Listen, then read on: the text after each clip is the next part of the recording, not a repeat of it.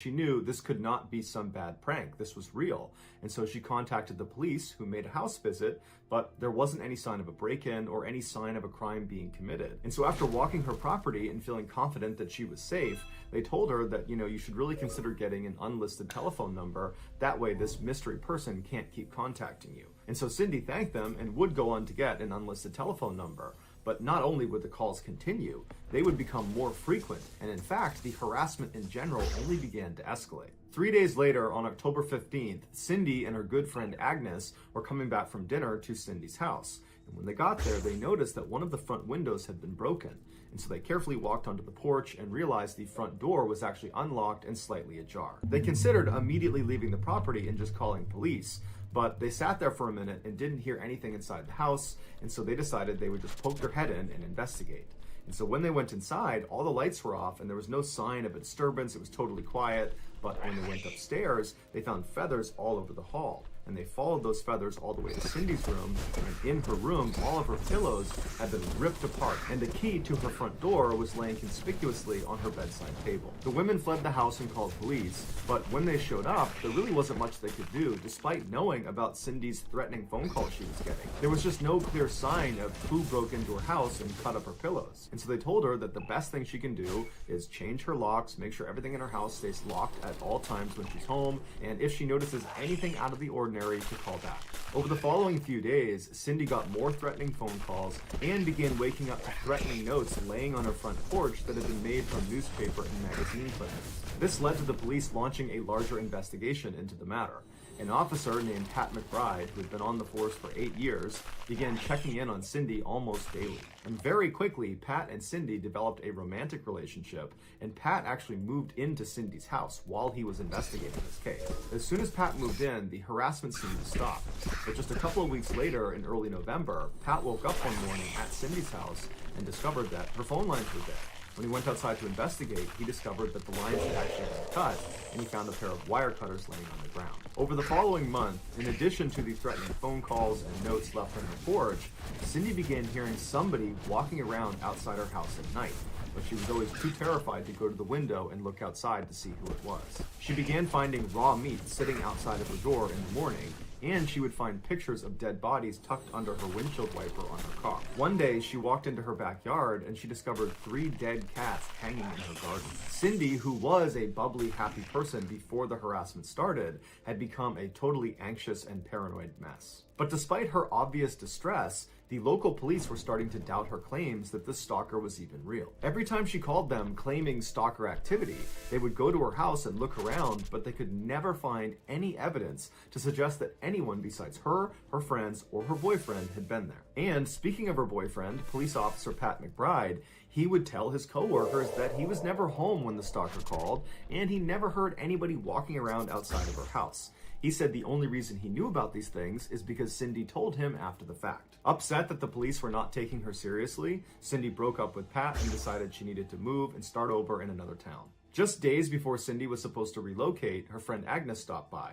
When she went to the front door and knocked and there was no answer, she walked around to the back and she found her friend crouched down behind the stairs as if she was hiding from something. She ran over to her and noticed she had this black nylon stocking wrapped tightly around her neck, but Cindy seemed to be totally unfazed by it and just kept looking out towards her shed. And so Agnes runs over to Cindy and says, "Cindy, what are you doing? What's on your neck?" And Cindy turned to look at her and her eyes were super wide and she was panicked, and she told Agnes that just minutes ago she had been walking out to her shed to get something when a man leapt out of the shadows and wrapped this nylon around her neck and began choking her and threatened that if she turned around to look at him, he would attack her family. So Cindy and this man struggled for a minute until Agnes's car approached, which spooked the man and he ran off. Agnes was shocked and she grabbed her friend and picked her up. She pulled the nylon off of her neck and the two of them ran inside and locked all the doors and windows. And then at that point, Cindy called the police. But when the police showed up, the only evidence of this attack was Cindy's first-hand account and this nylon stocking.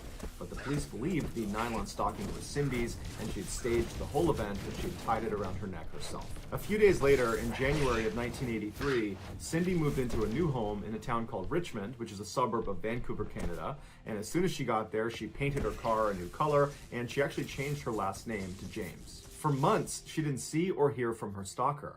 But in October of that year, she found another dead cat on her property with a note next to it that just said, "You're next." Fearing for her life, she called the Richmond police, who set up a surveillance operation on her property. But for months, despite dozens of officers watching her house at practically all hours, they never ever saw any stalker activity.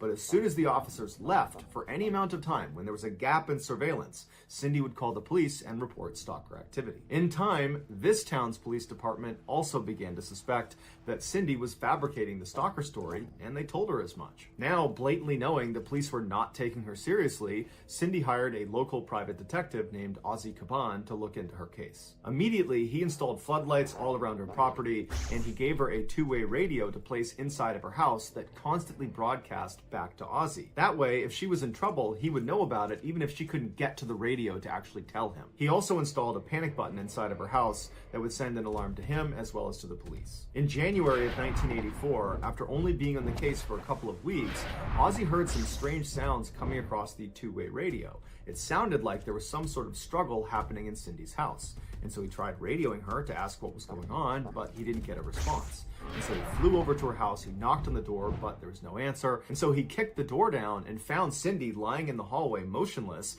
with a note on top of her hand that was held in place by a paring knife that had been stabbed through the note and then through her hand. The note said, "You're dead, lady." Cindy also had a black nylon stocking wrapped around her neck. And so initially, Ozzy believed Cindy was dead, but he managed to find a pulse. And so he brought her to the hospital, and when she regained consciousness, all she could recall was feeling someone inject her arm with a needle, and then after that, she had no memory of the attack. The police, believing Cindy had staged the attack, did not bother to take fingerprints at her home or on the knife or on the note. Ozzy, on the other hand, believed his client was telling the truth. He didn't believe Cindy was physically capable of injecting herself in the area where the needle had entered her body. The angle was nearly impossible to achieve on her own. Once she was released from the hospital, the police, despite believing she was lying, continued their surveillance operation of her property. But like always, nothing ever happened when any of the officers were on duty. The stalker activity only was reported after they had left. Life went on like this for over a year, and during that time, Cindy's mental health continued to decline rapidly. She lived in constant fear of this stalker, and she was deeply embarrassed that the police believed she was lying. On December 11th, 1985, Cindy was attacked again, but the details on this are incredibly scanty.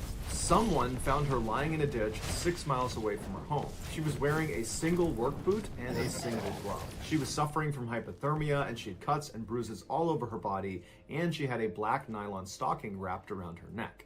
She had no memory of the attack. The police told her that they believed this was yet another staged event, and so they did not do any significant follow-up. After a few days in the hospital, she was sent home, but she was terrified to be alone. So she reached out to her friend Agnes and asked if she and her husband Tom would stay with her for a couple of days, and they agreed. The first night they were there, Cindy woke up in the middle of the night and heard strange sounds coming from the basement. She woke up Agnes and Tom, and they heard the sounds too, and so they went down to the first floor, they opened up the door to the basement, and they looked downstairs, and very clearly there was a fire raging in her basement. And so Cindy immediately ran to the phone to call 911, but they discovered the phone lines had been cut. And so Tom ran outside to try to find a neighbor to call 911 for them. And when he went outside, he found a man just standing there in front of the house watching it. And Tom yelled to him, "Hey, you need to call 911. This house is on fire." And this man, without saying a word, just turned and ran down the street. And that man was never identified. Finally, Tom did get a neighbor to call 911. The fire department arrived and they put out the fire. And then after an investigation, they determined that the fire had been set intentionally. This was an act of arson. And the police said there was no signs of forced entry anywhere around the house, which means someone who was already in the house had to have started the fire. And they specifically said Cindy had to have started the fire because she stages these events all the time because of this stalker delusion she has. Agnes and Tom denied this claim, saying they never heard Cindy walking around at night and she would never jeopardize their lives. After this event, Cindy became extremely depressed and had to be hospitalized. And for 10 weeks, she was under intense psychiatric care. But at the end of those 10 weeks, the doctors determined that she was not a threat to herself or to anyone else, and so she was sent home. It was at this time that Cindy went to the police and said that she thinks Roy, her ex-husband, was behind all of the attacks. Police immediately brought Roy in for questioning, and he emphatically denied all allegations, saying he had nothing to do with it, and in fact, he had been the victim of this stalker that was going after his ex-wife. He said he got a number of these threatening phone calls, and one time when they called, they left him a voicemail, and he played it for the police.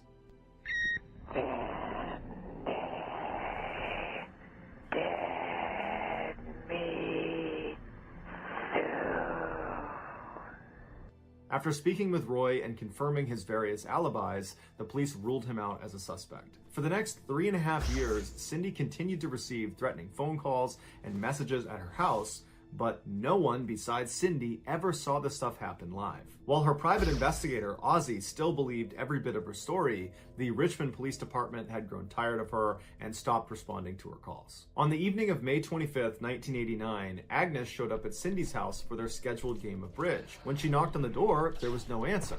And because Agnes and Cindy were very close, Agnes tried the front door, it was unlocked, and so she let herself in, thinking Cindy must be upstairs taking a shower. But when she stepped inside, the house was totally silent.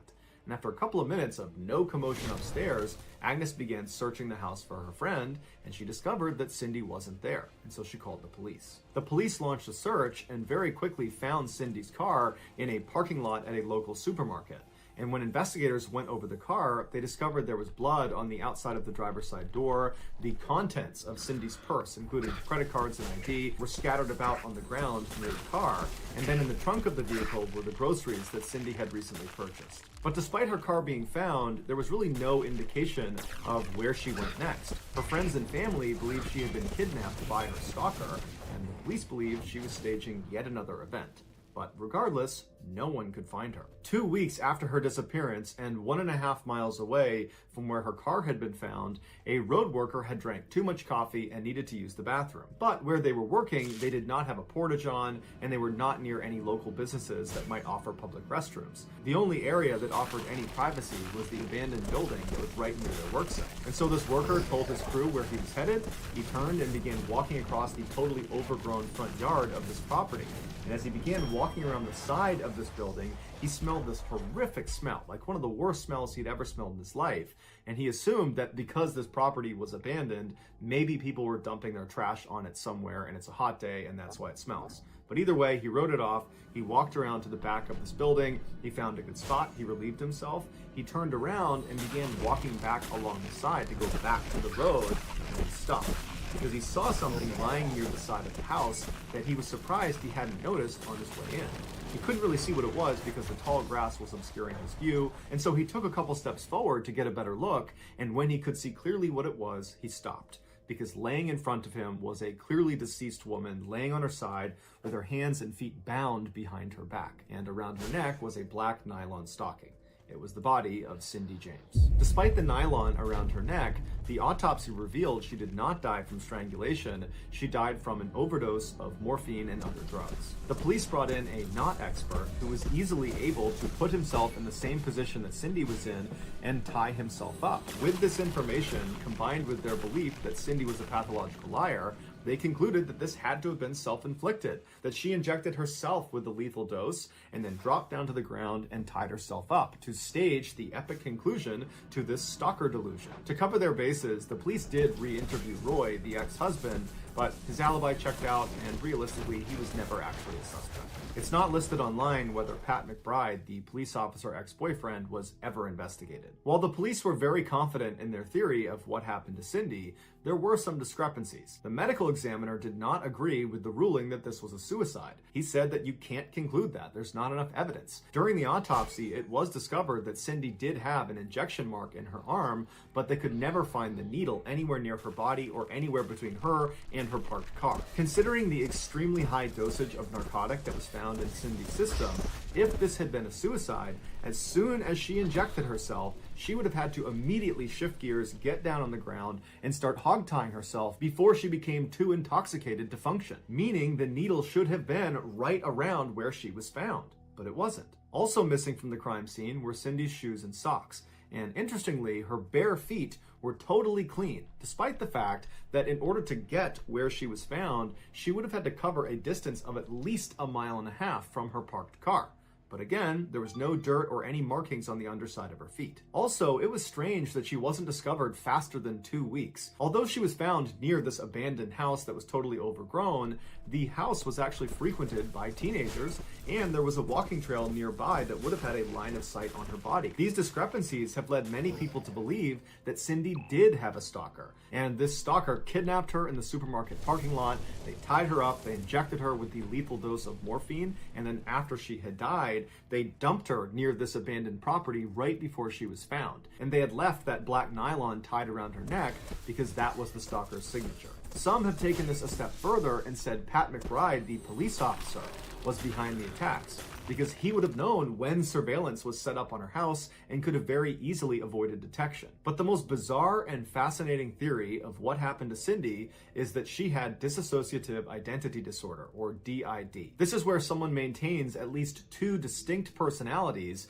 and when one of those personalities is active, the other kind of fades and has no memory of this experience, creating these huge memory gaps. And so the theory goes, one of Cindy's personalities was effectively stalking herself. Or more specifically, one of her personalities hated herself and wanted to do herself harm. And so that personality would do things like stab her own hand or run 6 miles away into some ditch and leave herself for dead. And then Cindy's other personality would take back over, and she would suddenly come to having no memory of how she became injured or how she wound up in this ditch. And so when she went to police to tell them that someone is stalking, is harassing, is attacking me, she was telling the truth.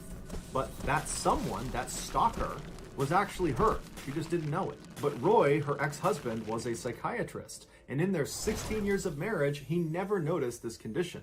And when Cindy was in that psychiatric ward for 10 weeks following one of her stalker attacks, none of the doctors or psychiatrists ever noticed or diagnosed her with this condition. It's still possible she had DID, and it just came on later in life, and it didn't present itself enough to be noticed during those 10 weeks of psychiatric care. But realistically, this reduces the chances of DID being behind this whole thing. To date, her death is still considered a suicide, and no one has ever been charged in connection with her death. So that's going to do it, guys. If you found the secret in today's episode, let us know in the comments what it is and where you found it. And if you're the first to do that, we will pin you at the top of the comments section. If you enjoyed today's video and you haven't done this already, please sneak into the like button's house and steal the little plastic clip on their vacuum that keeps the cord nicely tucked up after use. Also, please subscribe to our channel and turn on all notifications so you don't miss any of our weekly 3 or 4 video uploads. If you want to get in touch with me, you can direct message me on Instagram or on Twitter. My username for both platforms is the same. It's JohnBallin416. I also have a ton of content over on TikTok where my username is Mr. Ballin. I also have a second YouTube channel called Mr. Ballin Shorts where I post short videos. If you have a story suggestion, please submit it to our subreddit just called Mr. Ballin. It's linked in the description below. So whether I see you on Instagram, Twitter, TikTok, Reddit, YouTube, or some combination, just know that I really appreciate your support, and until next time, that's going to do it. See ya.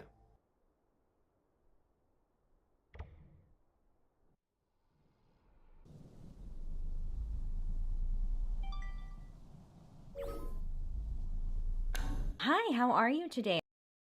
Hi, friend. Hi, how are you today? A woman was viciously hurt.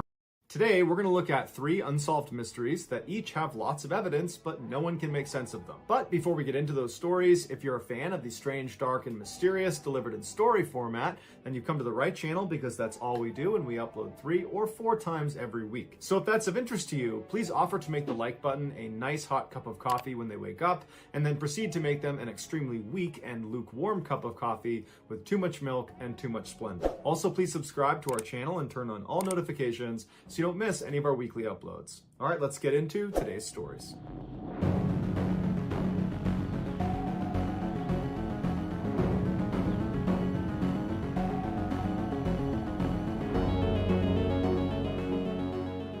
In 1993, David Lewis was an accomplished lawyer living in Amarillo, Texas, with his wife Karen and his 9-year-old daughter. He was known to be a devoted husband and father who spent much of his off time supporting various charitable causes. On January 28th of that year, Karen and their daughter decided to leave Amarillo and go to Dallas to spend the weekend shopping together. David, who would normally go with them, decided to stay home because he did not want to miss the Super Bowl, which was that Sunday, the 31st. So Karen and their daughter left, and then a couple of days later, on the 31st, they returned to Amarillo and they actually got back to their house right after the Super Bowl had ended. And so they anticipated going into the house and finding David either cleaning up after himself or maybe watching the post game. But when they walked in, the TV was still on and turned to the channel the Super Bowl had been on, but David was nowhere to be found. Karen noticed that the VCR was actually still recording. David was known to record all major sports games and watch them again, and so clearly he had not turned off the recording. As Karen walked around the house yelling for her husband, she wasn't that concerned. She figured he must have stepped out or something,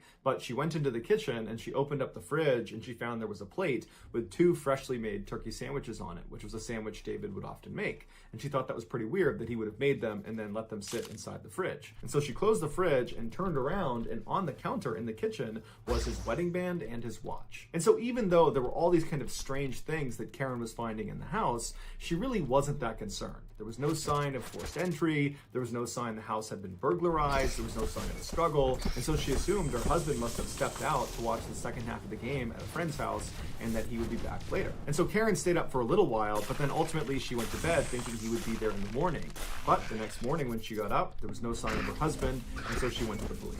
Within 24 hours, the police located David's abandoned car downtown near the courthouse. Under one of the car's floor mats, they located his car keys as well as his house keys. And then within the car, they found his checkbook, his credit cards, and his driver's license, all in the places they should be. They looked into his bank activity, and they saw there was a recent deposit for $5,000 into his family's account. They also saw that he recently purchased 2 plane tickets. One was from Los Angeles to Dallas, and the other was from Dallas to Amarillo, but it wasn't clear if he had used either of these tickets. When Karen was told about the found car and the strange bank activity, she told police that her husband had recently told her that he actually thought he might be in danger, because he was scheduled to give a deposition in Dallas later that month in a conflict of interest case between his old law firm and a wealthy client. And David was being pressured to cover up some of the wrongdoings of his previous law firm, and he just wasn't willing to do that. He told his family that he was going to tell the truth no matter who it hurt. David understood that put a huge target on his back. While police were certainly intrigued at this new information, they didn't have any evidence to support the idea that someone was actively trying to silence David. It was just a conspiracy. And so for 11 months, they looked for new leads and new information, but nothing came out, and David never popped up, he never called home, there was no sign of him. And so after 11 months, the police decided that David must have left of his own accord and that there was no foul play here, and so they closed the case. And after that, David's family unfortunately just had to accept the fact that he was gone and that more than likely no one was ever going to find him again. But in 2004, a state trooper in Washington state was on the internet just researching unsolved mysteries, and he came across a picture of David Lewis. And immediately he recognized that he looked exactly like an unidentified victim of a hit-and-run case he covered back in 1993. And so he pulled up the details of this hit and run, and he found the victim had been struck a day after David Lewis had gone missing. When this John Doe got hit, he was dressed head to toe in military clothing, he had no bags, he had no ID, and he was walking aimlessly down Highway 24 in Washington state, so 1,600 miles away from Amarillo, Texas, where David Lewis had gone missing. But despite the enormous distance between these two events, this trooper was convinced David Lewis was this John Doe. But as he's looking at the picture of David Lewis, he realizes he has glasses, and he didn't think the John Doe was wearing glasses. But just to be sure, he checked the belongings list of the John Doe, and it said he did have glasses. And it was the exact same kind that David was wearing in the picture. And eventually, DNA would confirm that David Lewis was the John Doe. Now, this solved the mystery of where David Lewis went, but it did not solve the mystery of why he went there. Why did David go to Washington, a place where he has no ties? And if David was the one who hit record on his VCR on the night of the Super Bowl, that means he would have only had less than 24 hours to move 1,600 miles to Washington state without his car. And why was he wearing military clothing? Was that his clothing? Did he buy it? Did someone make him wear it? Where was his luggage? What was he doing walking down the highway? David's assertions to his wife that his life was in danger, his demeanor as a loving family man, and the nature of his job as an attorney has many people, his family included, believing that he was the victim of foul play. But officially, the police have said David left the house of his own accord and his death was ruled an accident.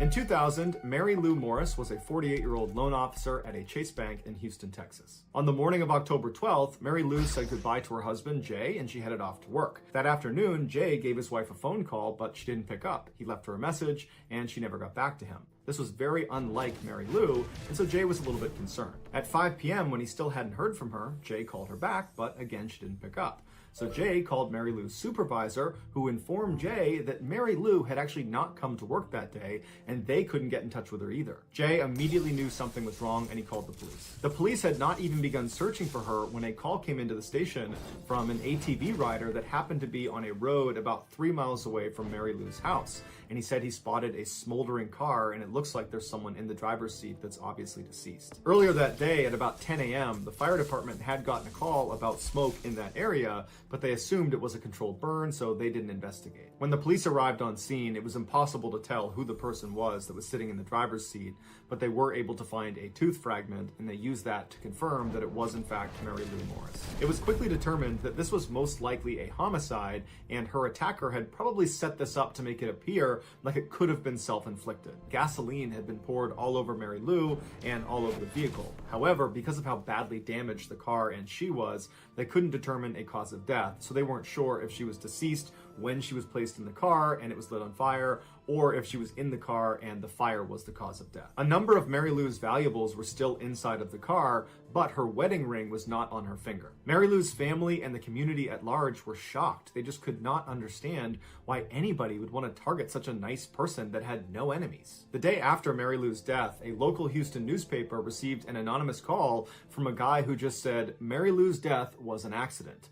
And the newspaper tried to get more information, but the person hung up and they couldn't trace the call. At the same time this drama was unfolding for Mary Lou Morris, another drama was unfolding for another Houston woman with the same name. 39-year-old Mary McGinnis Morris was a successful nurse practitioner who by and large got along with all of her coworkers with one exception. A new employee at the clinic, a male nurse named Dwayne Young, was making her feel really uncomfortable. One day when Mary McGinnis got back to her desk, she found all of her pictures of her family had been flipped onto their faces, and in the middle of her desk was a piece of paper that just said death to her. And she knew right away this had to be Dwayne, but she had no way to prove it. And so that night when she went home, she told her husband Mike about this guy Dwayne, and she said, I don't feel safe at work, can you teach me how to shoot a gun? And so he did. He taught her how to shoot a gun, and then he went out and got a pistol, and she tucked it under her driver's seat in her car just in case. On October 16th, so 4 days after Mary Lou Morris was found dead, and 3 days after that anonymous phone call to the newspaper, Mary McGinnis Morris was at a drugstore after work. And as soon as she went inside, she noticed there was this strange man on the other side of the store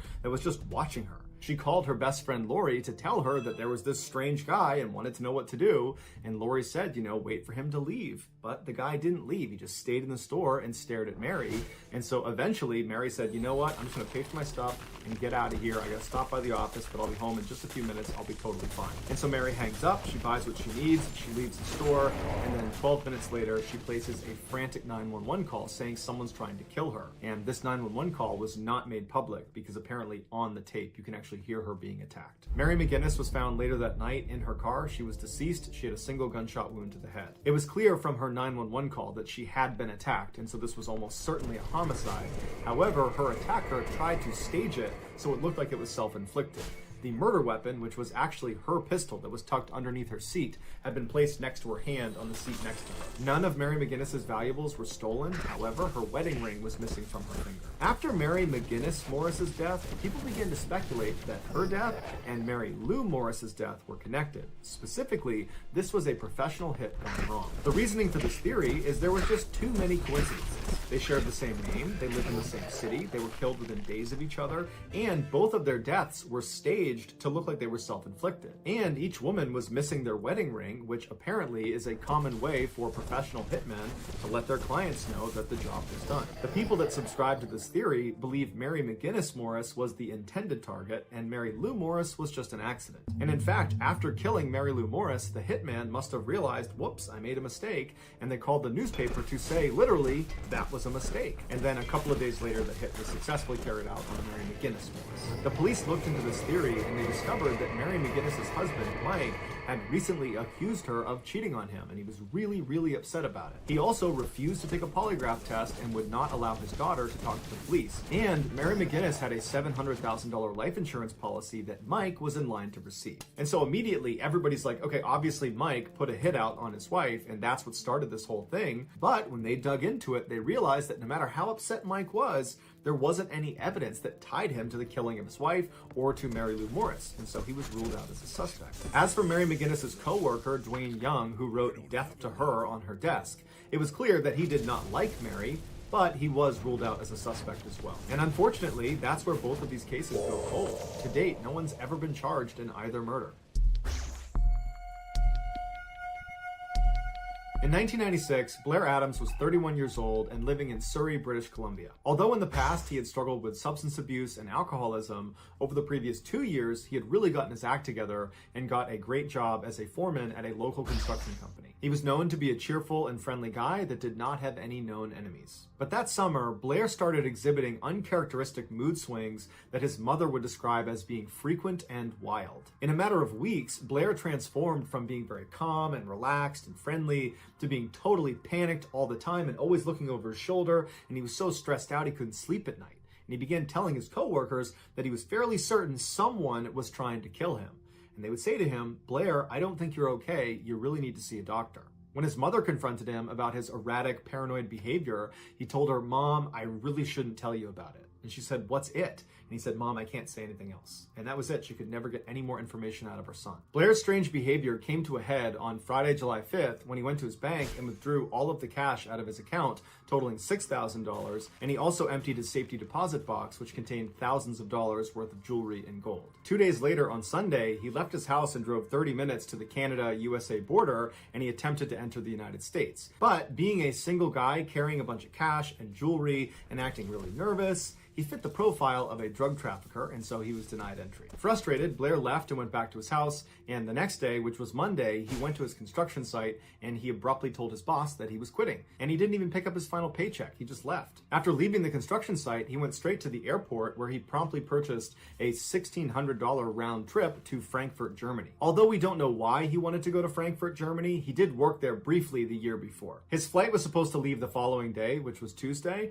but immediately after purchasing this plane ticket, Blair suddenly decided that he needed to try again to cross into the USA. So he rushed to a friend's house, he knocked on her door, she opens it up and he looks totally disheveled, and he's telling her that someone's trying to kill me, I need your help getting across the border, I just got rejected a couple of days ago, can you please drive me across, you got kids, it'll look much more convincing, can you do that for me? And she was really spooked by his behavior and felt like this is not something I want to get involved with, and so she said, "Sorry, I can't help you." So Blair headed home where he hid out for the day, and then the next day, Tuesday, he went to the airport, but instead of getting on his flight to Frankfurt, Germany, he went to the front desk and requested a refund, and it was granted. He told them that the person he was going to meet in Germany had gotten sick, and so now he couldn't go.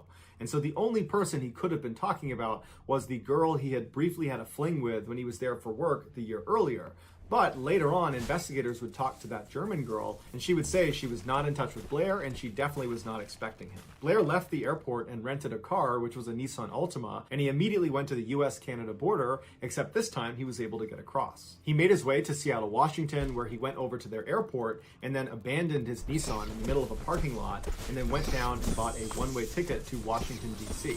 Now, he paid $770 for this one-way ticket, but he could have just purchased a round trip for half the price. But either way, he boarded the plane that night, and by Wednesday morning, he was in Washington, D.C. He got off the plane and rented another car, which was a Toyota Camry, and then drove 500 miles southwest to Knoxville, Tennessee. Blair was not seen in Knoxville until about 5:30 p.m. that evening when he showed up at a gas station complaining of car troubles. And so the gas station attendant came out to try to help Blair, and he immediately diagnosed what the problem was. Blair was trying to start his Toyota Camry with the key to his Nissan Altima that he had abandoned in Seattle, Washington. And so the attendant pointed out that it was the wrong key, and Blair held it up and said, "No, this is the one I was using." And the guy's like, "No, it clearly says Nissan on it."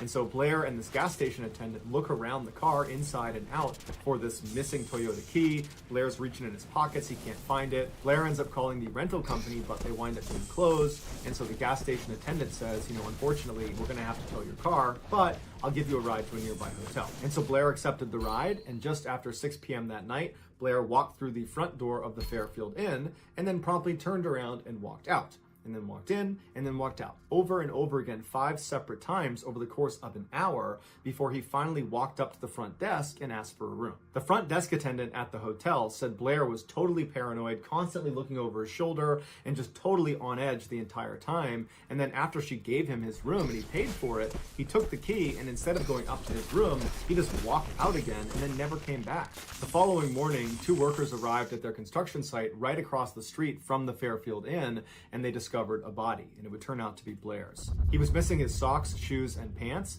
and he had scratches on his hands as well as on his face, but none of the abrasions were that significant. There was $4,000 in German, US, and Canadian currencies lying on the ground around him. Also spread out around Blair was his fanny pack full of thousands of dollars worth of jewelry and gold, a black duffel bag that contained maps and receipts, and then also that missing Toyota car key that they could not find the night before. That was lying on the ground as well. Blair's autopsy showed that he had died from a single violent blow to his stomach, but they had no idea what actually struck his stomach. Toxicology reports showed that Blair had no drugs or alcohol in his system. The only DNA evidence that was found at the crime scene was a single long strand of hair that Blair was clutching in his fist. But there's no more information about this hair online. There were no witnesses, but there was a security guard who claimed to have heard screaming, a woman's scream, coming from the area where Blair was discovered at about 3:30 in the morning. The only lead police had was the sketch of this guy that apparently people had seen Blair talking to outside of a Cracker Barrel restaurant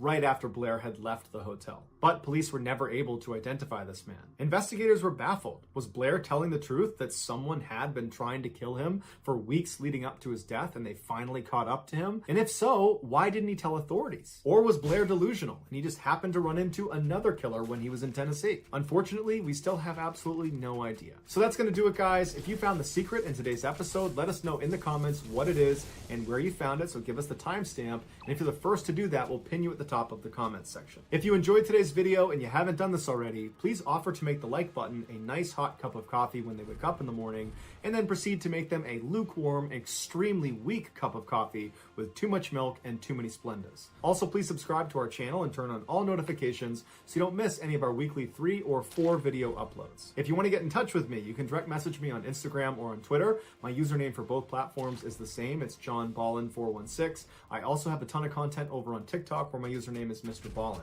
I also have a second YouTube channel called Mr. Ballin Shorts where I post short videos. If you have a story suggestion, please submit it to our subreddit just called Mr. Ballin. It's linked in the description below. So whether I see you on Twitter, Instagram, TikTok, Reddit, YouTube, or some combination, just know that I really appreciate your support, and until next time, that's going to do it. See ya.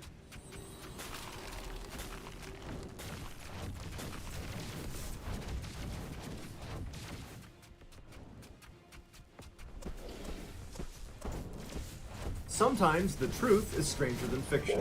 Today, we're going to look at 3 stories that demonstrate that. But before we get into today's stories, if you're a fan of the strange, dark, and mysterious delivered in story format, then you've come to the right channel, because that's all we do, and we upload 3, 4, even 5 times every week. So if that's of interest to you, please remove all the raisins from the Like Button's Raisin brand. Also, please subscribe to our channel and turn on all notifications so you don't miss any of our weekly uploads. All right, let's get into today's stories.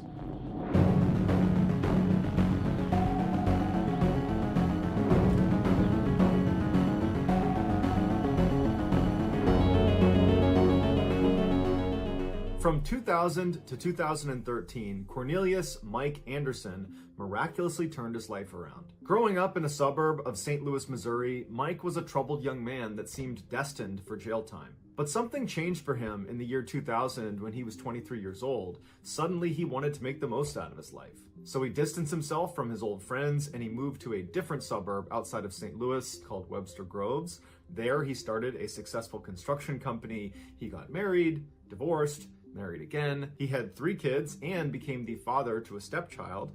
He was very active in his community, volunteering countless hours at his church, as well as becoming a youth football coach. Anyone that met Mike after the year 2000 only had wonderful things to say about him.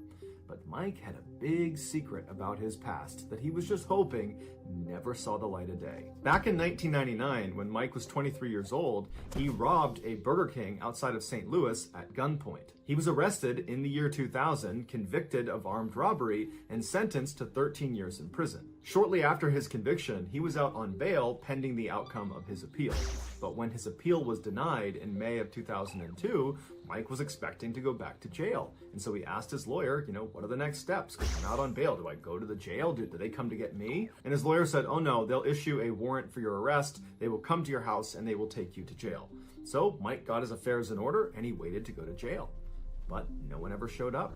And so days turned into weeks, turned into years, and no one ever took Mike to jail. Because it would turn out the state had made a clerical error, and they believed Mike was already behind bars when he was actually just at his home. And in July of 2013, at the end of his original 13-year sentence, they went to go release him from prison. That's when they realized he had never been incarcerated. So 8 U.S. Marshals immediately went to his house and they arrested him and they brought him to jail. And there was this huge public outcry that it was totally unjust that you're arresting him now because it's the state's fault that they did not bring him to jail. It's not Mike's fault. And Mike used that opportunity to become a totally changed man. And so after a number of appeals and this very public petition of people trying to get Mike out of jail, a judge finally took a closer look at Mike's case. And it would take this judge only 10 minutes to come to the conclusion that Mike was in fact a changed man and should not have to serve the rest of his sentence. And so although Mike was held for 9 months after being rearrested,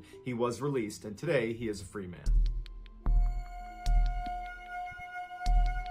The Tromp family were by all accounts a normal, hardworking household. 51-year-old Mark Tromp and his wife, 53-year-old Kobe Tromp, had established a successful red currant farm and earth-moving business at their property in Sylvan, which is just outside of Melbourne. Their 3 adult children, which were 29-year-old Rihanna, 25-year-old Mitchell, and 22-year-old Ella, all lived and worked with them at the farm. But their seemingly ordinary lives would change forever on Monday, August 29th, 2016. That day, without any warning, the family dumped their passports, credit cards, and cell phones on the kitchen table and ran out the front door, leaving it unlocked. They hopped into Ella's car and drove north. 30 kilometers into their journey, and it was discovered that the son, Mitchell, still had his phone. And so the others yelled at him to throw it out the window. And so he did. He chucked his phone out the window. The family drove all day and night until they reached a motel in the New South Wales town of Bathurst, 800 kilometers away to the west of Sydney. The following morning, Mitchell decided he did not want to be a part of whatever it was they were doing, and so he abandoned his family and began heading home. The remaining 4 family members did not go after Mitchell. Instead, they just piled back in the car and drove east to a popular tourist destination called the Jenolan Caves. It was there that the 2 daughters, Rihanna and Ella, decided that they also did not want to be a part of whatever it was they were doing, and so they snuck away from their parents and stole a car and began heading home. The parents, after realizing their daughters had now left, did nothing. They did not go after them. The 2 sisters drove south to the town of Goulburn, where they called the police to report their parents missing. The story made its way into the media, where the family was initially ridiculed for getting lost in the first place and getting completely separated in an area they should know well. This is their country. It's not a remote area. They were near big established towns the entire time. It just didn't make sense. But when police went to the Tromp family farm back in Sylvan and they discovered the front door was unlocked, there were credit cards, passports, and phones on the table, suddenly it seemed like there was a lot more to this case than met the eye. And so as this strangeness came into focus in the media, people stopped ridiculing the family and began speculating what caused them to suddenly flee their house. Was it something in the water they were drinking? Was there chemicals on the farm that was screwing up their brain? Were they running from someone? Were they in debt? What was it that caused this strange sudden departure? Back in Goulburn, after reporting their parents missing, Rihanna and Ella inexplicably separated at a gas station. Rihanna just climbed in the back of some utility truck, and Ella hopped in the stolen vehicle and started driving home. Later that night, Ella would become the first Tromp family member to be located by police when she arrived at the farm and police were waiting for her there. Mitchell would arrive back home the following morning after taking a series of trains to get there. Once Mitchell and Ella were reunited, they made a statement to the media outside of the family farm, and as you're looking at them, it's clear they're totally shell-shocked. They don't know what's happened, and they're trying to articulate why their family left in the first place and what they were doing and where they're going. And the best they could do was to say, well, there was a lot of pressure on our family and it was building up. And these things are just difficult to explain. And I don't really know what we were doing. Mitchell would say that there was a belief that people were after them. There was some paranoia there, but that paranoia was predominantly held by their parents. While Mitchell and Ella were certainly in a state of shock, they did seem mentally stable. The same could not be said for their sister, Rihanna. She was discovered by the driver of the truck she had snuck into after he had driven over an hour away. He had pulled over to check on something. He had gone around the back and then had the life scared out of him when he saw Rihanna just sitting there in a what he called catatonic state. She didn't know her name. She didn't know where she was just sitting there. Rihanna was taken to the Goulburn Hospital where she was put into their psychiatric unit. As media interest grew, the parents, Mark and Kobe, got back in their car up at the Jenolan Caves and drove south towards Melbourne. A day later, on Wednesday, the pair had driven 600 kilometers to the Victorian town of Wangaratta, where they too inexplicably separated. Kobe turned around and started heading north again by means which are still a mystery, and a day later was found 350 kilometers away in the town of Yass in a very agitated state. She was taken to a hospital there, but then transferred to the Goulburn psychiatric unit to be with her daughter, Rihanna. Mark stayed in Wangaratta, and he was there for several days, and during his time there, he was spotted by a young couple really aggressively tailgating them, and then he was spotted again on another day fleeing from the car he had been driving. Finally, on Saturday evening, all of the Tromp family members were accounted for when Mark was finally discovered sitting next to the road near the Wangaratta airport. He was questioned by police and then assessed by a mental health officer and then was released into the custody of his brother, who was a police officer. And as they drove away, Mark turned around and flipped off the photographers that had converged on the spot. He later released a more contrite statement apologizing for the hurt and concern that were caused by these events, and he also paid respect to the police and the volunteers that went out looking for them. After the investigation, the police determined that nobody was chasing this family. They were not in any danger. The family had also not taken any drugs. They were not in debt. They were not involved in any sort of religious cult. And prior to this strange event, the family had no history of mental health issues. After the dust had settled and the Tromp family was just back at their farm going about their normal life, every media outlet wanted an interview with them to try to learn more about why this strange thing happened. But the family said, we're not doing interviews, we're not putting out any more statements, we just want to be left alone. And so as a result, all people could do was theorize. And the leading theory was that the Tromp family was suffering from something called folie à deux, which is a French term that means madness for two. And what happens is one person who is delusional can pass that delusion on to other people. And this typically only happens in very close-knit families or in very tight romantic relationships. While it's unclear which of the Tromps became psychotic first, doctors say it is clear at some point they were in a cycle of reinforcing each other's delusions if this folie à deux theory is the right one. While the full reasons for why the Tromps went on this strange voyage will probably never be known, the police deemed it a family matter and did not press charges. In 2007, 35-year-old Eva Wisniewska was a member of the German national paragliding team. Over the previous 2 years, Eva had competed in 10 of the world's biggest paragliding competitions, and she had won 6 of them, making her the top female paraglider in the world. So coming into that year, Eva was very motivated to work extra hard to make sure she retained that title as world champion. On February 24th of that year, Eva was preparing her gear alongside 200 other paragliders on Mount Bora in New South Wales, Australia. This was Eva's last training opportunity before her first major competition of that year, which was scheduled for the next week. As they were getting ready to launch, one of the coaches walked in front of the group and made an announcement. He said storm clouds have been spotted to the north, but the forecast was a little bit ambiguous. It wasn't clear if the storm was going to move over their training area or not. So it was up to each of the paragliders if they still wanted to launch that day and risk the bad weather. Eva, who was really eager to get this training flight in, looked at the sky and saw that it was pretty gray, but decided that she was going to do it. Worst case scenario, she would have to cut it short. The rest of the German national team, they didn't want to take the risk, and so they stayed grounded that day. Eva took a little bit longer preparing her gear, so by the time she was lining up on the cliff, she was only one of a handful of people that remained. And so strapped into her glider, she took a good run forward and launched herself up into the air. On the ground, the rest of the German national team followed in a van to track her progress and checked in with her from time to time with their radio. The first part of Eva's journey was incredibly calm. She followed the ridgeline from Mount Bora for 12 miles until it ended. At that point, she entered into the skies over the vast savannah. As her GPS and tracking log ticked, tracking her progress, 2 large thunderstorm clouds appeared in front of her, one larger than the other. The vast majority of the other paragliders that had launched that day had launched ahead of Ava, and so when these clouds appeared, they had already passed that section, and so they didn't need to contend with the storm. As for Ava and the other 2 people she was with, which was an Austrian team member and a Chinese team member, they had a decision to make. They could either immediately ground their flight to avoid the storm, or they could attempt to dodge it.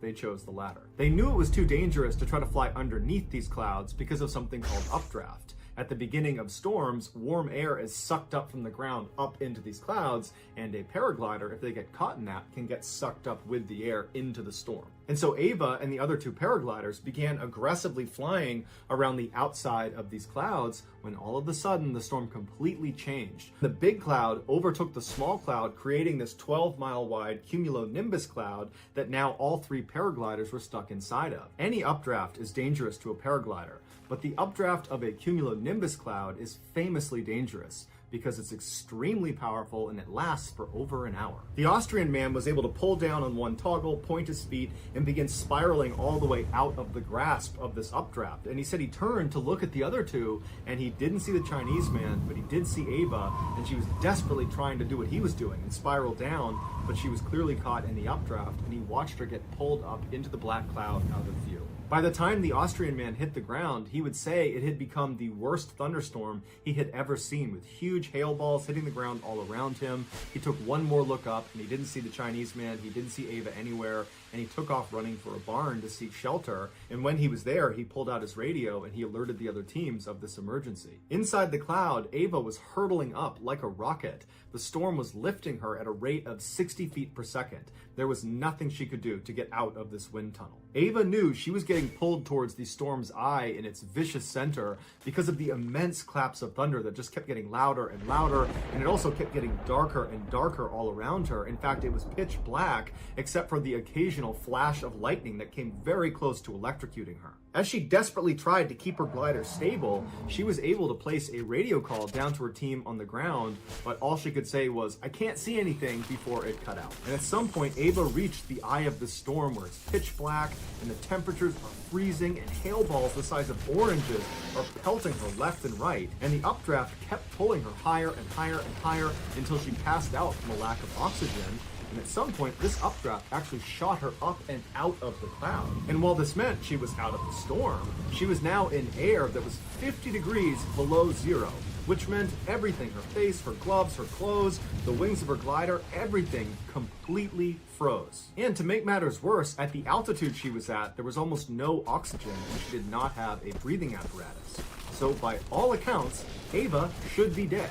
But somehow, she didn't die. She just kept floating around above this storm cloud for 45 minutes. And then something happened.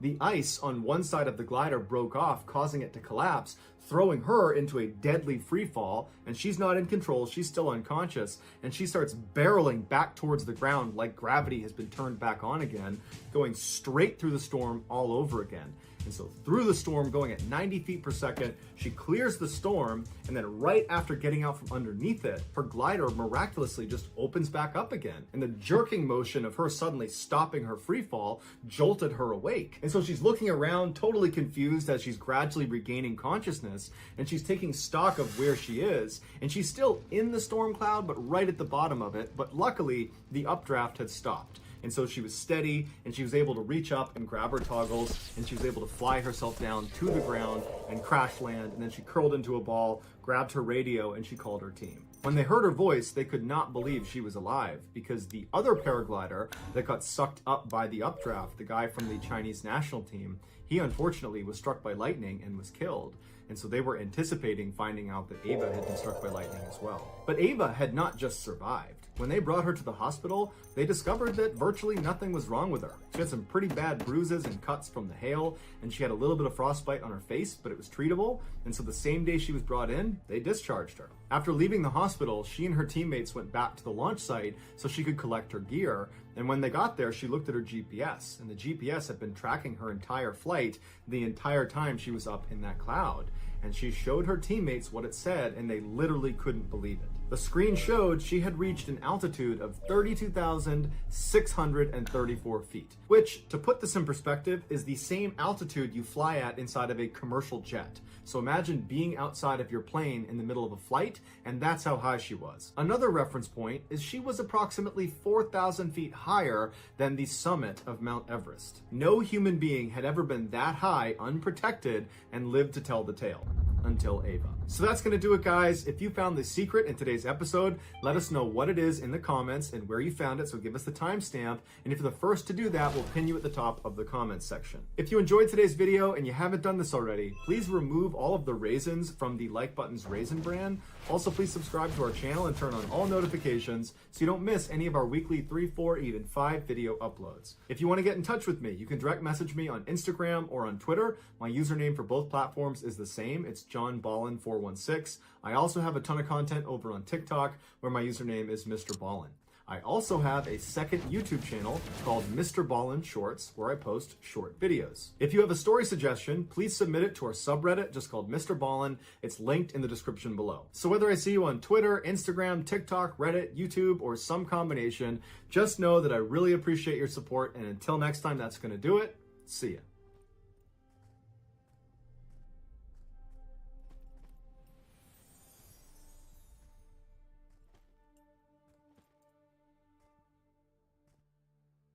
Sometimes the truth is stranger than fiction, and today we're going to look at 3 stories that demonstrate that. But before we get into those stories, if you're a fan of the strange, dark, and mysterious delivered in story format, then you've come to the right channel, because that's all we do, and we upload 3, 4, even 5 times every week. So if that's of interest to you, please ask the like button if they'd like to play Mario Kart with you on your N64. When they say yes, have them come over and then force them to use the broken Mad Catz controller. Also, please subscribe to our channel and turn on all notifications so you don't miss any of our weekly uploads. All right, let's get into today's stories.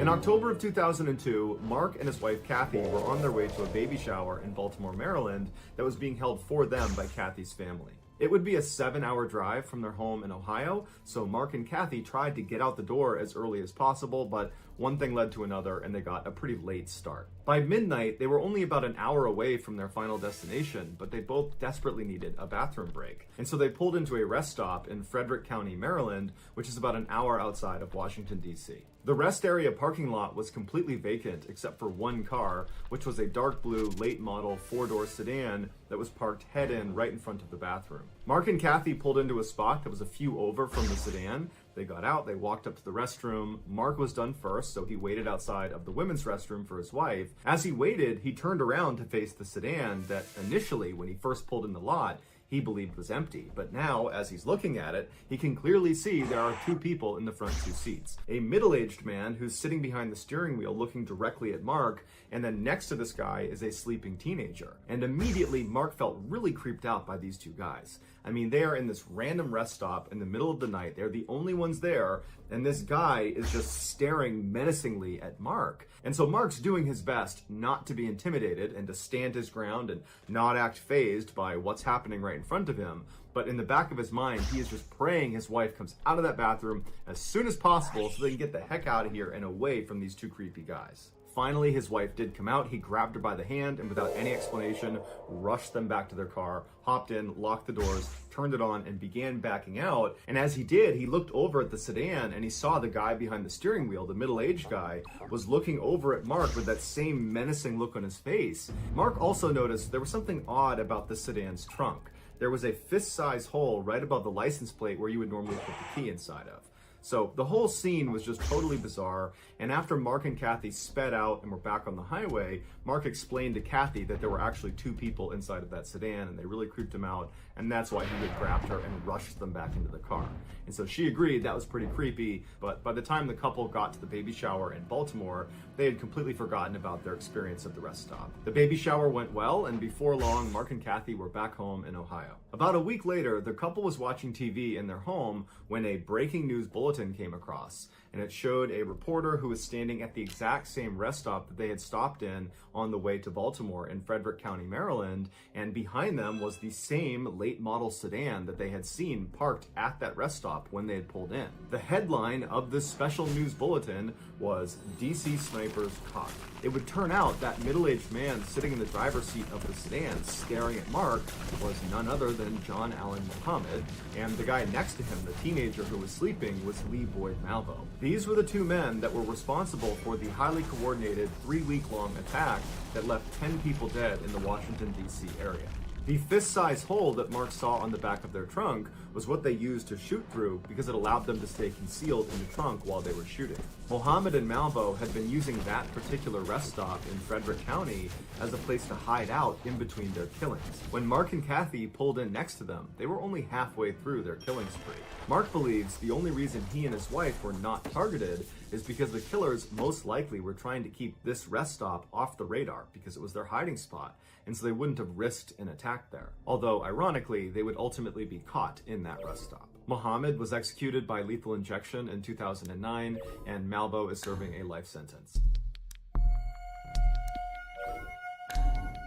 In 1988, 35-year-old Ivan McGuire was an experienced skydiving instructor with over 700 jumps to his name. On April 5th of that year, he was working in North Carolina, and he was tasked with filming other instructors and their students after they jumped out of the plane. The way this worked is Ivan would go up in the plane with the instructor and their student, and Ivan would be the first to leap out of the plane. He would roll onto his back, and he would film upward towards the plane, and he would capture the student and instructor jumping out, and Ivan would continue to film them until they pulled their chutes, at which point he would pull his. Now, being 1988, the filming equipment that Ivan was using was much larger and more cumbersome than something you would use today. He had a voice-activated camera attached to his helmet, and then from there was a cord going to this big, heavy VHS deck that he kept in a backpack. But despite the nuisance of the equipment, Ivan went up with the first student and instructor and successfully filmed their jump. When he got back on the ground, Ivan went over to the riggers and he gave them his parachute so they could pack it for him, and then Ivan went over to a bench and began fiddling with his camera equipment. It was clear he was frustrated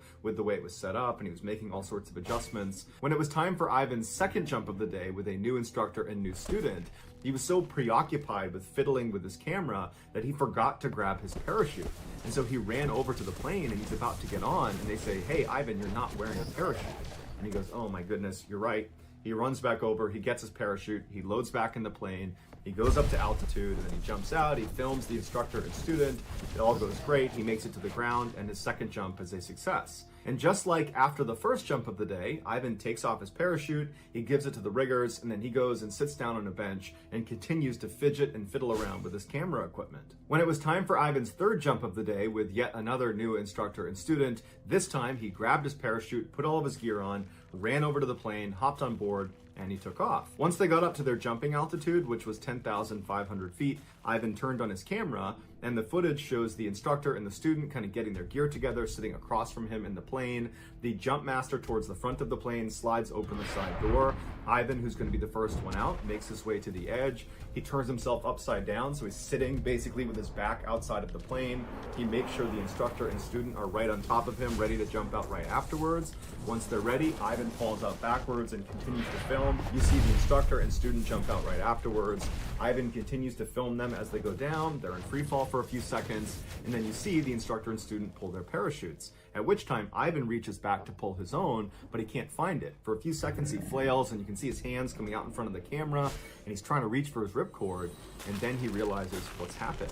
That parachute he grabbed before he loaded up in the plane was not a parachute. He grabbed his heavy backpack that had that big VHS deck in it, and when he put it on, he mistook it for the parachute. And so now, falling at terminal velocity with no way to stop himself, he begins yelling out, "Oh no, oh God, no!" And he keeps reaching back as if he's just gonna find this cord, but there's nothing there. And after a few agonizing seconds, you see the ground getting closer and closer and closer, and then it cuts out. Ivan's body was later found about 1.5 miles outside of the drop zone in the woods. His camera and videotape were severely damaged, but they were able to splice it together, and that's why we know what happened in his final moments. An investigation into his death showed the pilot made the same mistake Ivan did. When he saw Ivan with that backpack on, he assumed it was a parachute, and so ultimately Ivan's death was ruled an accident. Fair warning, if you look into this case, you will almost certainly come across the actual footage of Ivan's final jump. In 1980, Bobby Shafran was on his way up to Sullivan County Community College, which is 2 hours outside of New York City, to begin his freshman year. Even though he was from the area, he didn't know anybody that was going to this particular school, and so he was pretty nervous about it. Plus, he wasn't that popular in high school, and he had a hard time making friends. When he pulled into a parking spot at the school, he saw a sea of people getting out of their parents' cars and carrying boxes up to their dorm rooms. And so he took a deep breath, hopped out of his car, grabbed his backpack, and began walking across the lawn towards the dorm building. On his walk over, Bobby was surprised when he felt like all these random strangers on the lawn were looking at him like they knew him. And a couple people yelled out to him and said, "Hey, it's good to have you back here." And one girl actually ran up to him and kissed him on the cheek and said, "Oh my gosh, I'm so happy you're back." And Bobby said, "I think you got the wrong person. I don't know you." And she laughed and she just ran away. And so Bobby's totally bewildered by this because he doesn't know anybody, but everybody seems to know him. And so he walks up the steps and he goes inside the dorm building. And as he's walking down the hall, people are high-fiving him and patting him on the back. And then right as he's about to turn the corner towards his actual dorm room, someone down the hall behind him yells out, "Hey, Eddie, what's going on, man?" And Bobby knew whoever it was yelling at him. Because this whole situation had been so weird, he felt like this had to be a case of mistaken identity. And so Bobby turned around and he saw at the other end of the hall another student who he didn't know, clearly waving at him and yelling out, "Hey, Eddie, come here, what's going on, man?" And so Bobby walks up to him and says, "Hey, I'm not Eddie. I don't know what's going on, but everybody thinks I'm somebody that I'm not, but I'm not Eddie. Who's Eddie?" And the guy said, "Yeah, okay, Eddie, it's good to have you back here, man," and then walked off. And so Bobby's like, what is going on here?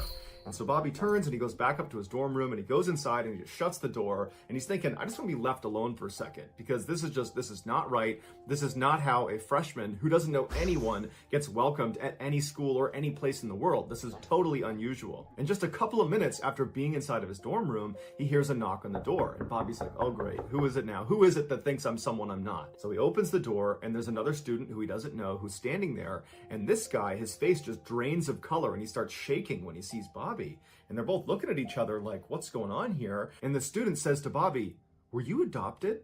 And Bobby said, "Yeah." And then the student said, "Is your birthday July 12th? And Bobby said, "Yeah." And so the student goes, "Okay, my name is Michael, and I am best friends with a guy named Eddie Galland, and you are his clone. You have got to be his identical twin." At this point, to Bobby, this almost made sense, but it was so crazy to imagine having some identical twin he didn't know about. And so Bobby asked Michael if he could go meet Eddie, because he's got to be a student here. And Michael said, well, actually, Eddie decided not to come back to school this year, which is probably why everyone you talked to was so excited to see you, because they love Eddie, and they thought you were him, and so they're psyched to have you back. After talking for a couple of minutes, Michael tells Bobby that they have to go call Eddie, and they have to set up a meeting so that Bobby can meet Eddie and vice versa. And so Michael and Bobby run outside to a payphone booth, they hop inside, they're crammed in there, and they dial up Eddie. And as soon as Eddie answers, Bobby grabs the phone and just says, "Hey Eddie, my name's Bobby, and everybody thinks I'm you." And then Eddie says, "Yeah, I've been getting a lot of calls about that too." And Bobby would later say that when he first heard Eddie's voice, he said it sounded like his own voice coming through the phone. And so ultimately, Eddie invited Bobby and Michael to come to his house so that Eddie and Bobby could see if it really was true that they were twins. And so Michael and Bobby hopped in Bobby's car and they sped 2 hours to Eddie's house. And when they got there, it was the middle of the night. Eddie's house is the only house in this quiet suburb that has all the lights on. And so Michael and Bobby walk up the path towards the front door of Eddie's house. And right as Bobby is about to knock on the door, it flies open, and standing in front of Bobby is his exact clone. It's Eddie. And Eddie's looking back at Bobby and he can't believe what he's looking at. They are definitely identical twins, and they both immediately saw that. Michael would say after Bobby and Eddie just stared at each other for about a minute, they just started laughing. It was like they were total strangers, but at the same time, they had this connection immediately. They knew they were related, and they were laughing, and they hugged, and they just stared at each other. And Michael said anytime Bobby would tilt his head, Eddie would mimic it, and vice versa. It was like they were looking into a mirror. Shortly after, this story of these two long-lost brothers reconnecting found its way to Newsday, which was a prominent local newspaper in New York, and they decided they would look into it to see if it was really true or not. And so one of the editors had a junior reporter fly out and actually see Bobby and Eddie face to face and see if it was really true that they were in fact identical twins. And as soon as this reporter saw them, they knew immediately that, yep, they're related. separated. And so Newsday printed this totally heartwarming fairy tale story about these two long-lost brothers reconnected after all these years just because of a chance encounter in college. And everybody loved it. But this is where the story went from amazing to truly unbelievable. Friends of another young man living in the New York area named David Kelman began telling David that he had to check out this Newsday article about these long-lost twins because these two twins look exactly like David. Specifically, they said you gotta look at these guys' hands. They are just like yours, David. David was known for having these enormous hands, and a lot of the pictures of Bobby and Eddie in the news showed their hands, and they too were enormous. And so David finally picked up a newspaper and looked at a picture of Bobby and Eddie, and sure enough, he was shocked. They looked exactly like him. And then when he read the article, it showed their birthday was July 12th, the same as his, and they were born at the same hospital he was born at. And so he's thinking, these are too many coincidences. They have to be my brothers. And so David called Eddie's home phone number, and Eddie's mother picked up and she asked who was calling. And David said, "Hi, my name is David Kelman. I was born July 12th, 1961, and I'm looking at a newspaper article of two identical twins that look just like me, and one of them is your son. I think I'm the missing third twin." After hearing this, Eddie's mom apparently dropped the phone and yelled out, "They're coming out of the woodwork!" So Eddie and Bobby went to David's house, and as soon as they walked in and saw David, they knew right away he was one of them. He was the third twin.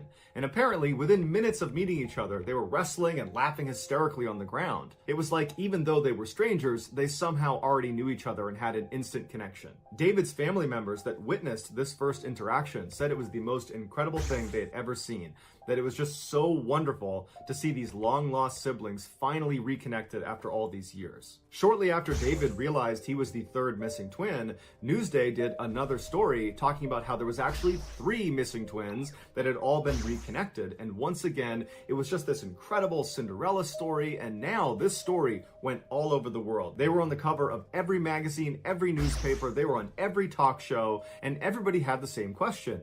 What similarities did they discover? And they would say, well, we all wrestled in junior high school and high school. We all smoked the same cigarettes. We like the same food. We had the same taste in women. And on talk shows, when they would answer these questions, it was immediately clear that they all shared the same mannerisms. And on the show, they would routinely interrupt each other and finish each other's sentences. It really was like they were the exact same person, despite having been raised completely separate from one another. The boys loved the attention they were getting. They had become international rock stars overnight, and all 3 of them were immediately so close. They were best friends right away. They moved into an apartment together. They went out partying. They met Madonna. It was just this incredible time in their lives. And so they weren't asking questions about why they had been separated in the first place. But their parents were asking a lot of questions because they had not been told by the adoption agency that the boy they were adopting actually had 2 identical siblings. They had no idea. So the boy's adoptive parents reached out to the adoption agency, which was Louise Wise Services. It's based in New York, very prestigious. Basically, the most powerful and wealthy people in New York use this adoption agency if they're going to adopt. And so the parents reached out to them and asked for a meeting so they could get some answers as to why their kids have been separated. And so the parents go to New York, they go into this meeting room with the top brass of Louise Wise Services, and they say, did you separate our sons at birth on purpose? And one of the executives said, yes, we did, because it's really hard to place 3 children into one home. At which point, David's adoptive father lashed out and said, that's absolute BS. If you had told me he had 2 identical siblings, I would have taken all 3. But the agency stood by their decision and said that's the only reason it happened, and so sorry, that's all we can tell you. And so the parents were very frustrated and felt like there was much more to the story, and in fact, they felt like the agency was actually lying to them about why they had separated their sons in the first place. But they couldn't get any more information, so they left the agency. And right when they got outside, Bobby's father realized he had left his umbrella inside of the meeting room. And so he turned around, went back inside, walked down the hall quietly so he didn't want to disturb anyone, and he opened the door to the meeting room and he reached in to get his umbrella, and he looked inside and he saw the people he had just met with from Louise Wise Services had just opened a bottle of champagne, and they were laughing and smiling, and they were clearly toasting each other on a job well done. And even though Bobby's father did not go in there and confront them about what they were celebrating, he got the sense that they were celebrating having dodged a bullet, that they clearly had just lied to the families of these three triplets and they'd gotten away with it. And so between the parents' general sense that the agency was clearly hiding something and then Bobby discovering this champagne toast as soon as they left, the parents decided they needed to get in touch with some lawyers to help them get to the bottom of why their sons had been separated.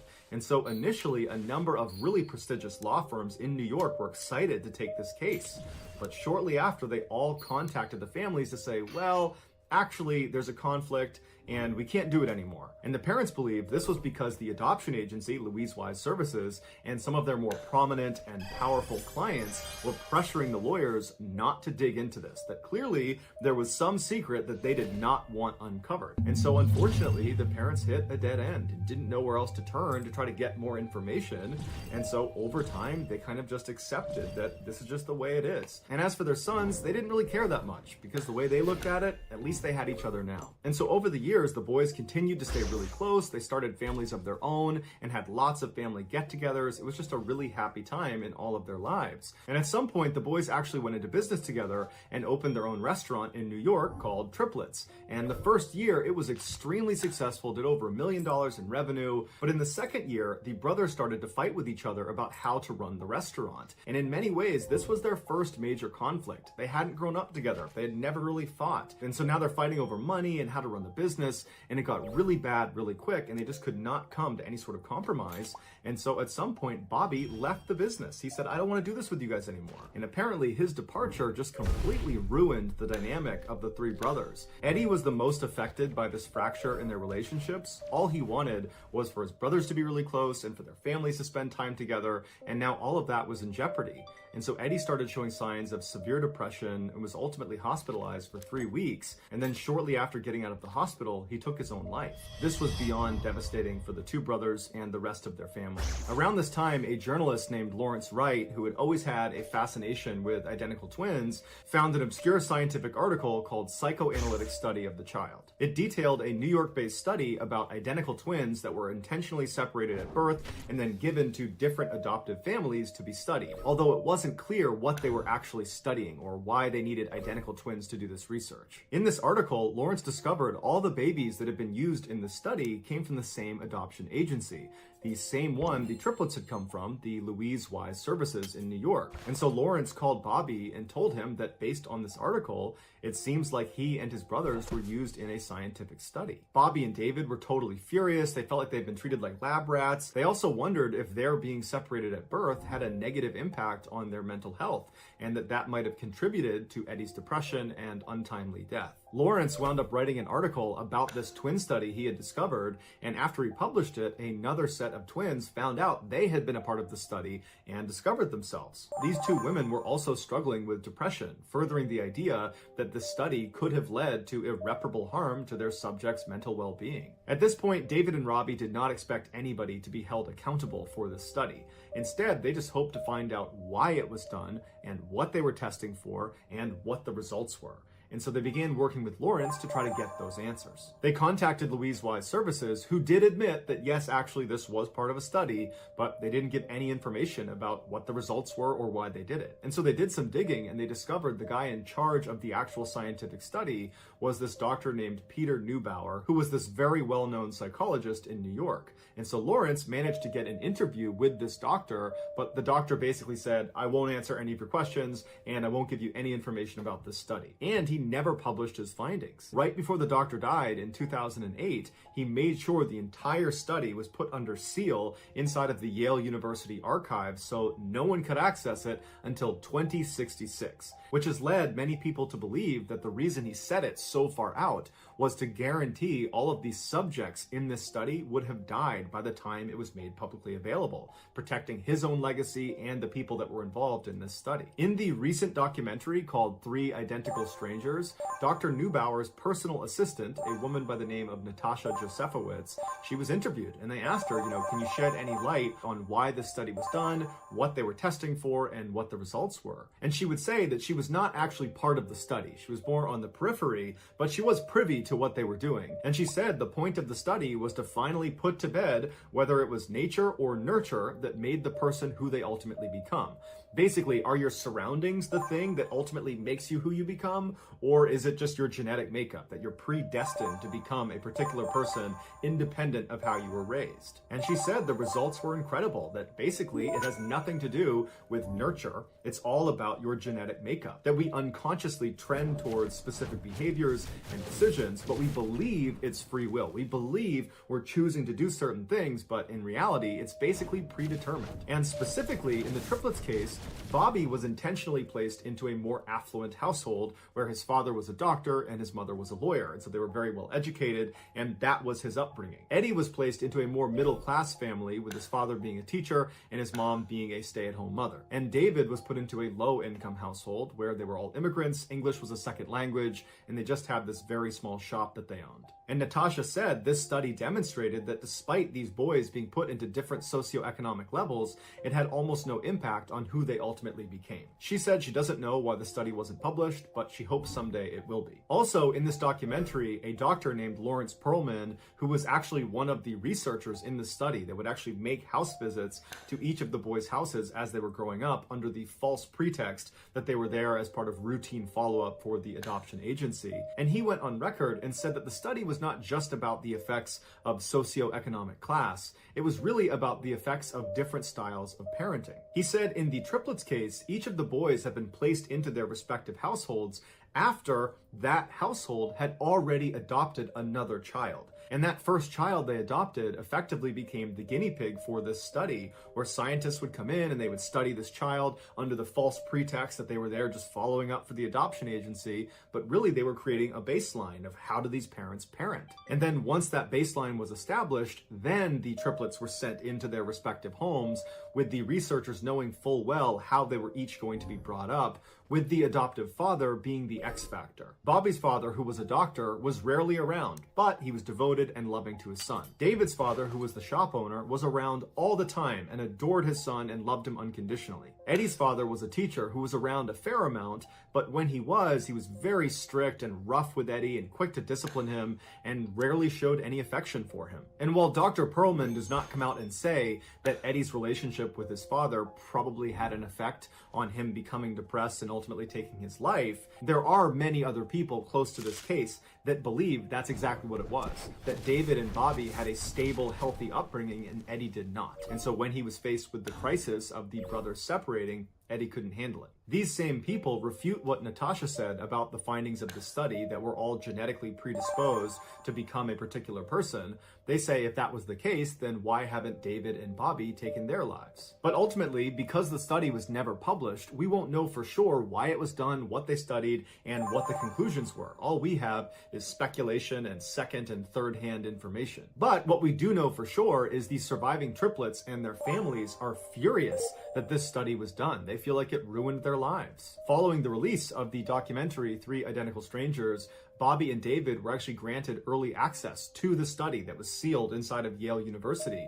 And when they looked at it, they were expecting to be blown away with the results, but it turned out it was over 10,000 pages of very technical information, and much of it was heavily redacted, so they couldn't even read most of it. They were not able to deduce what the purpose of the study was in the first place, or what it accomplished. It was just all very ambiguous. This study was ultimately shut down permanently in 1980, the same year the triplets discovered themselves. As for the adoption agency, Louise Wise Services, and all the scientists and researchers involved in the study, none of them were held accountable for their role in this totally unethical study. And so basically everything was swept under the rug. And so Bobby, David, and all of the family members of the triplets were just left with a whole bunch of questions and not a lot of answers. So that's going to do it, guys. If you found the secret in today's episode, let us know in the comments what it is and where you found it. So give us the timestamp. And if you're the first to do that, we'll pin you at the top of the comments section. If you enjoyed today's video and you haven't done this already, please ask the like button if they'd like to play Mario Kart with you on your N64. When they come over, force them to use the broken Mad Catz controller. Also, please subscribe to our channel and turn on all notifications so you don't miss any of our weekly 3, 4, even 5 video uploads. If you want to get in touch with me, you can direct message me on Instagram or on Twitter. My username for both platforms is the same. It's JohnBallin416. I also have a ton of content over on TikTok where my username is Mr. Ballin. I also have a second YouTube channel called Mr. Ballin Shorts where I post short videos. If you have a story suggestion, please submit it to our subreddit just called Mr. Ballin. It's linked in the description below. So whether I see you on Instagram, Twitter, TikTok, Reddit, YouTube, or some combination, just know that I really appreciate your support. And until next time, that's going to do it. See ya.